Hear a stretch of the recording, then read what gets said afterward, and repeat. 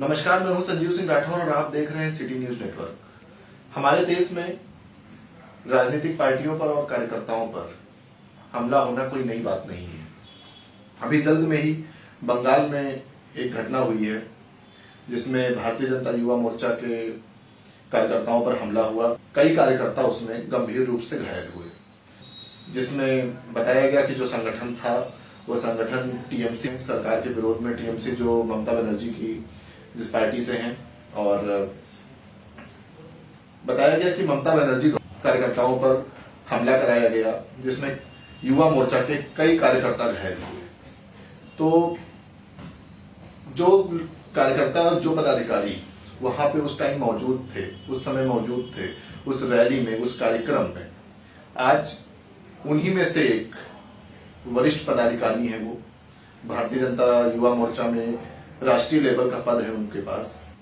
भारतीय जनता युवा मोर्चा के राष्ट्रीय महामंत्री श्री अभिजात मिश्रा जी। अभिजात जी, आपका शो में बहुत बहुत स्वागत है हमारे। अभी पिछले दिनों आपके ऊपर, आपके कार्यकर्ताओं पर बंगाल में हमला हुआ था और मीडिया में खबरें आई, बहुत सारे आर्टिकल्स आए कि वो जो हमला हुआ है वो ममता बनर्जी द्वारा या टीएमसी सरकार द्वारा कराया गया, और बहुत सारे पेपर्स में, न्यूज़पेपर्स में उसके लेख भी आए, सोशल मीडिया पर भी वो काफी छाया हुआ था। आप बताएंगे कि उस दिन ऐसा क्या हुआ था, क्या प्रकरण था जिस कारण, या कौन सा आपका उस दिन कार्यक्रम वहां पे होना था और किस शहर में था, कि उसके बारे में बताएं। देखिए, विगत कई दशकों से बंगाल के अंदर हमारे कार्यकर्ताओं पे लगातार हमले हो रहे हैं, कार्यकर्ताओं की हत्याएं हो रही हैं, और जिसके मूल में यदि जाएंगे तो ममता बनर्जी को ही पाया जाएगा। ममता बनर्जी से पहले वहां पर कम्युनिस्टों की सरकार थी। उस सरकार में भी जो भी राष्ट्रवादी सोच के भारतीय जनता पार्टी के कार्यकर्ता थे, उन पर लगातार हमले होते रहे, हत्याएं होती रही। तो इस दौरान हमारे युवा मोर्चा ने कार्यक्रम, वहां पर बंगाल के युवा मोर्चा ने कार्यक्रम तय किया कि हम दीघा से अपनी यात्रा को प्रारंभ करेंगे और पूरे बंगाल के अंदर हर जिले, हर मंडल तक पहुंचने का काम करेंगे। नौजवानों को कि हम ममता बनर्जी के जिस प्रकार से वो हत्याएं करा रही हैं बंगाल के अंदर, उसके खिलाफ आवाज उठाएंगे। और वहां पर विकास कार्य पूरी तरीके से बैठा हुआ है, चरमराया हुआ है। दूसरा सबसे बड़ी जो वहां पर घटना हो रही है कि बांग्लादेशियों को जिस प्रकार से वहां पर बंगाल की नागरिकता दे दी ममता बनर्जी ने, उसके विरुद्ध एक हमारी आवाज उठाने का ये प्रयास था कि हम मोटरसाइकिल यात्रा द्वारा हर जिले के, हर मंडल स्तर तक हम लोग अपने कार्यकर्ताओं के बीच में पहुंचे और उनको जागरूक करें और भारतीय जनता पार्टी से जोड़ने का काम करें। और ममता बनर्जी का जो इस समय जिस प्रकार से कुशासन चल रहा है और कार्यकर्ताओं का मर्दन किया जा रहा है, उनके ऊपर अत्याचार किए जा रहे हैं, उनके ऊपर फर्जी मुकदमों में उनको बंद कराया जा रहा है। मैं आपको बताना चाहूंगा कि वहां पर ममता बनर्जी किस प्रकार से अपना आतंक बनाती है। यदि उसकी पार्टी के साथ में आप नहीं है और भारतीय जनता पार्टी में है, तो बहुत सारे तमाम फर्जी मुकदमे भी कायम कराती हैं। यहां तक का वो करती हैं, जो अगर उनको मालूम पड़ जाए कि ये सरकारी नौकरी में है और इसका रुझान कहीं भारतीय जनता पार्टी के पक्ष में है, तो उसको किसी न किसी के प्रकरण में फंसा करके और नौकरी से भी हटा दिया जाता है। उसके बाद उसके कार्यकर्ता उस क्षेत्र में जो दुकानदार होते हैं उनसे भी मना कर देते हैं, इसको राशन मत देना। मतलब पूरी तरीके से किस प्रकार से कार्यकर्ताओं को तोड़ दिया जाए कि वो भारतीय जनता पार्टी के साथ में वो कतई ना हो। इस तरीके का आतंक वो ममता बनर्जी ने वहां पर मचा रखा है। उसी के विरुद्ध हमारे युवा मोर्चा ने वहां पर आवाज उठाने का काम किया, जिसको कुचलने का काम पहले ही दिन से प्रारंभ हो गया। ये जो हमला हुआ था कार्यकर्ताओं पर, ये पहले प्रशासन द्वारा कराया गया था कि कोई नहीं, प्रशासन द्वारा कोई कार्यकर्ता या कोई नहीं, प्रशासन द्वारा तो पहले ये हुआ कि पहले तो हम लोगों ने इसकी अनुमति मांगी, तो अनुमति जो प्रशासन ने हमें दी थी वो सरकार के दबाव में उस अनुमति को रद्द कर दिया गया। फिर उसके बाद हम लोग हाईकोर्ट पे जाकर के हम लोगों ने हाईकोर्ट से अनुमति लिया और उस अनुमति के बाद हम लोगों ने अपनी यात्रा को प्रारंभ किया। हाईकोर्ट ने आपको अलाउ कर दिया? और उसके बाद जो है, जब हम लोगों ने यात्रा प्रारंभ करी तो हर जगह जगह पर पुलिस वालों ने बैरिकेड्स लगा करके हम लोग की गाड़ियों की चेकिंग करना शुरू किया। गाड़ी के कागज दिखाओ और ये दिखाओ, नंबर प्लेट में ये नंबर छोटा लिखा हुआ है, वो बड़ा लिखा हुआ है, छोटी छोटी नुक्स को दिखा करके वो परेशान करने लगे। अगर किसी की गाड़ी में मान लीजिए नंबर अगर सही ढंग से नहीं लिखे हैं तो उस पर भी मान लीजिए जैसे सीधा नंबर लिखा है कहीं थोड़ा सा भी छोटा है तो उस पर भी चालान करके गाड़ी को सीज करने का काम करने लगे। तो इस तरीके का जो है बदमाशियां शुरू करी उन्होंने। और जबकि मालूम होता है कि कोई पॉलिटिकल पार्टी कार्यक्रम कर रही है उस पर इस तरीके का, ये मैंने अपने जीवन में पहली बार देखा कि पुलिस के द्वारा किस तरीके से उस कार्यक्रम को प्रभावित करने का काम था। उसके बाद भी हम लोग सुचारू रूप से अपनी रैली को बढ़ाते रहे और हम लोग कलकत्ता पहुंच गए। कलकत्ते में पार्टी कार्यालय से फिर हमारा दूसरे दिन निकलना था। उस दिन विवेकानंद जी की जयंती थी, तो हम लोगों का यह था कि यहाँ से पार्टी कार्यालय से निकल के विवेकानंद जी के घर पे जाएंगे, उनकी मूर्ति पर पुष्पांजलि अर्पित करेंगे और उसके बाद अपनी यात्रा को आगे बढ़ाएंगे। तो उस समय जब हम लोग प्रदेश कार्यालय से निकले तो मुश्किल से मुश्किल 100 मीटर निकले होंगे और गलियों से अचानक बांग्लादेशियों के झुंड निकले और उन्होंने हमारे ऊपर पथराव करना प्रारंभ किया। तलवारें लेकर के, लाठी डंडे लेकर के हमारे कार्यकर्ताओं को पीटना शुरू किया। यहाँ तक हमारा जो वहां का प्रदेश अध्यक्ष था युवा मोर्चे का, देवजीत सरकार, उसको बर्बरता से मारा। इतना मारा कि वो एडमिट हो गया, उसका पैर में फ्रैक्चर हुआ और काफी रीढ़ की हड्डी में उसके चोट उठाई और वो एडमिट रहा 2 दिन। ये हमले का क्या प्रारूप था? पत्थरबाजी हुई थी क्या? हाँ, प्रारूप? गलियों से निकले एकदम से और चारों तरफ से घेर लिया। बल्कि पुलिस को हाईकोर्ट का आदेश था कि हमें सुरक्षा देनी है। उसमें एक मजिस्ट्रेट हमारे साथ में था, मजिस्ट्रेट की गाड़ी को भी तोड़ फोड़ कर दिया गया। मीडिया वालों को दौड़ा करके पीटना का काम किया गया ताकि मीडिया वाले उसकी कवरेज न कर पाए। तो बड़ी मुश्किल से थोड़ी बहुत ही मीडिया कवरेज उसकी हो पाई। जो फोटोएं सोशल मीडिया आने पे चाहिए थी जो वो फोटोज नहीं आई, नहीं आ पाई, क्योंकि अचानक एकदम इतना तगड़ा हमला हुआ कि हम सब एकदम से भौचक्के रह गए कि किसी पॉलिटिकल पार्टी पर इस तरीके से दूसरी पॉलिटिकल पार्टी हमला करके उसको बाधित करने का काम कर रही है। ये भी बड़ी चीज वहां पर घटना हुई। नॉर्मली क्या होता है कि भाई कोई जा रहा है तो उसको काले झंडे दिखा करके अपना विरोध दर्ज कराना, जो कि कर सकते हैं। उसमें आप भाई दूसरी पार्टी के लोग हैं, हम कर सकते हैं विरोध करना, एक जो लोकतांत्रिक ढंग से विरोध करना, धरना करना, प्रदर्शन करना, यहाँ तक चलो काले झंडे भी दिखा देना, ये तो स्वीकार है।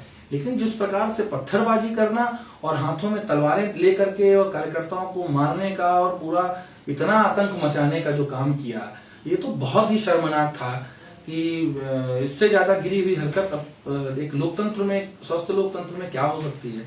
ये मतलब बहुत ही निराशा की बात थी कि एक पॉलिटिकल पार्टी और एक मुख्यमंत्री ममता बनर्जी जो काफी संघर्षों से आगे बढ़ी, वो इस तरह की हरकत करवा रही है। बहुत ही शर्मनाक था ये जो घटना हुई। और ये जब सोशल मीडिया पे आया है या जो खबरें मीडिया के थ्रू पहुंची, तो पार्टी की तरफ से आपके पास कोई संदेश या कोई आदेश कुछ ऐसा? आदेश का हम लोगों को तो कहा गया कि यात्रा को कैरी ऑन रखना है, आपको रोकना नहीं है, डरना नहीं है, नहीं रुकना है, करते रहना है। इस पे आपको डरने की जरूरत नहीं है और इसका मुकाबला करना है। तो हम लोगों की यात्रा आज भी चल रही है। आज जाकर के आज पहला दिन ऐसा है, नहीं आज पहला दिन है जिस दिन कोई हमला नहीं हुआ। कल तक हमला हुआ, कई जगहों पर पाकिस्तान जिंदाबाद, टीएमसी जिंदाबाद के नारे लगाए गए। इस तरह की घटनाएं ममता बनर्जी सरकार और उनके टीएमसी के कार्यकर्ता बांग्लादेशियों के साथ मिलकर के हम लोगों के साथ में व्यवहार कर रहे हैं, जो कि बहुत ही इसमें क्रोध भी आता है। और लेकिन क्या किया जाए, हम लोग लोकतंत्र से और अपने संविधान से बंधे हुए हैं, तो उसका जो भी है हम लोग कार्यक्रम अपने करने हैं तो हम लोग उसको सुचारू रूप से कर रहे हैं। इनके सारे अत्याचारों को सहने के बाद भी आपको मैं बताना चाहूंगा कि ममता बनर्जी जिस प्रकार से माँ, माटी और मानुष की बात करती है, वो पूरी तरीके से ढकोर शंखी बात निकली। और मुझे तो कहने में कोई संकोच नहीं है, जिस प्रकार का वो कृत्य कर रही है वो कहीं मुझे लगता है वो ममता बनर्जी नहीं, वो किसी राक्षस जैसी प्रवृत्ति की महिला है। महिषासुर कह सकते हैं, महिषासुर के वंश से ताल्लुक रखती हो, इस प्रकार का जो कृत्य कर रही है बंगाल के अंदर कि किसी को भी, कोई पॉलिटिकल पार्टी, भाई हमारा देश आजाद है, हम अपने देश में किसी भी व्यक्ति का विरोध भी कर सकते हैं, किसी का पक्ष रख सकते हैं। तो ये हमें हमारे लोकतंत्र ने अधिकार दिया, हमारे संविधान ने अधिकार दिया। वो संविधान का हनन जिस प्रकार से बंगाल के अंदर चल रहा है, जिस प्रकार से बाहरी बांग्लादेशी घुसपैठियों को जिस प्रकार से वहां पर शह दी जा रही है, वहां का निवासी बनाया जा रहा है, ये देश के लिए बहुत बड़ा खतरा है। जैसा कि अभी आपने बताया कि वहां की पब्लिक परेशान है, वो जिस प्रकार से वहां पे इसका आपने कुशासन वर्ड यूज किया कि ममता बनर्जी का कुशासन चल रहा है और वो पब्लिक जो है वो सुशासन चाहती है। अभी आपका जो कार्यक्रम हुआ जिसमें आपके ऊपर हमला हुआ था, आम जनता को देख के क्या लगा आपको, क्या आपने ऑब्जर्व किया? देखिए, आम जनता तो पुष्प वर्षा कर रही थी। हम लोगों के जो कार्यकर्ता निकल रहे थे, हम लोग निकल रहे हैं, तो जगह जगह पर पूरी दोनों तरफ रोड पे खड़े होकर के पुष्प वर्षाएं हो रही हैं। भारत माता की जय, वंदे मातरम का जय घोष जनता की तरफ से हो रहा है। इसी चीज को देखकर ममता बनर्जी भयभीत है और उसको हमारी इस यात्रा को रोकने के लिए उसने ये कदम उठाया है। क्योंकि उसने जैसे मैंने शुरू में बताया कि पुलिस प्रशासन से रोकने का काम किया, हम लोग नहीं रुके। फिर उसने अपने टीएमसी के कार्यकर्ताओं से पत्थरबाजी कराना, फिर बांग्लादेशियों के माध्यम से पत्थरबाजी और तलवारबाजी ये सब कराना शुरू किया। या आपको मैं बताऊं कि महिला कार्यकर्ताओं को भी नहीं छोड़ा। कई महिला कार्यकर्ता हमारी घायल हैं और वो हॉस्पिटलाइज्ड हैं। लेकिन मैं आपको अपने अध्यक्ष की बात बताऊं, अध्यक्ष इतना घायल होने के बाद भी मोटरसाइकिल पे बैठ करके यात्रा कर रहा है। उसने एकदम ठान के रखा कि नहीं, कुछ भी हो जाए, मेरी जान चली जाए, लेकिन यात्रा नहीं रुकनी चाहिए। और यही भाव हमारे हर कार्यकर्ता के अंदर है। कोई भी इतनी चोट खाने के बाद जो कोई टांग तोड़ाया है, कोई सर बुड़ाया, वो सब यात्रा कर रहे हैं।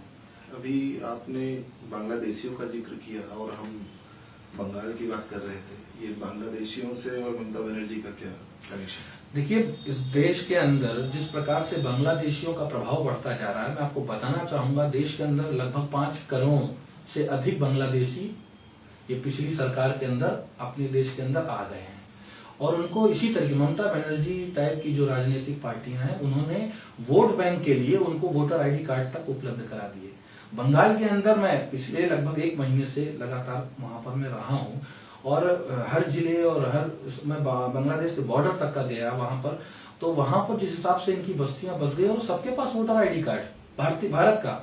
एक विवाह उन्होंने भारत में किया हुआ, एक बांग्लादेश में किया हुआ है। इस स्तर तक का पिछले कई दशकों में काम हो चुका है।